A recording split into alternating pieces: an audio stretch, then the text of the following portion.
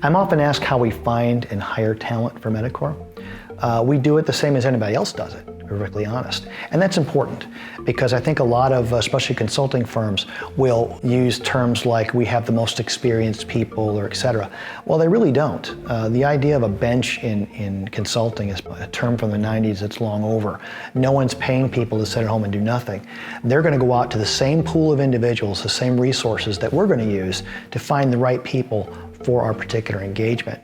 So we use all the current models that anybody else would use and various recruiting websites to our own internal recruiters.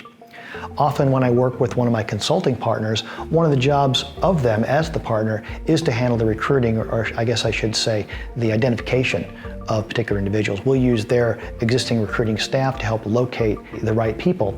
Then we actually do the interviewing and testing of those individuals to make sure that they're the right fit for that particular opportunity. Often what I'm looking for when we hire people at MediQore is people looking for a little bit of flexibility in what they do, but yet having an extreme amount of expertise in what they do.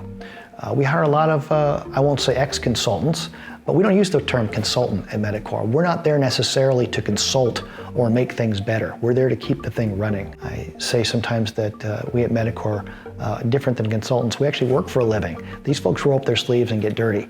So it's often people who were spent years, sometimes decades, working for consulting firms, traveling 40, 50, 60 hours a week, and looking to get off the road. And we're able to give them a more flexible option to work primarily from home or from one of our co-working centers. But the key is the person with the right expertise, the right attitude, and sometimes, again, I think that comes into play even more importantly than expertise. If I have the opportunity to hire somebody who on a 1 to 10 scale is a 10 with a particular application, but has poor customer service skills, and somebody else who's an 8, but has a great customer service presence, I'm gonna hire the 8 every single time. Because a lot of times in the work that we do, it's that relationship, it's that contact with the client, with the user who's got the issue, that's sometimes even more important than the actual expertise.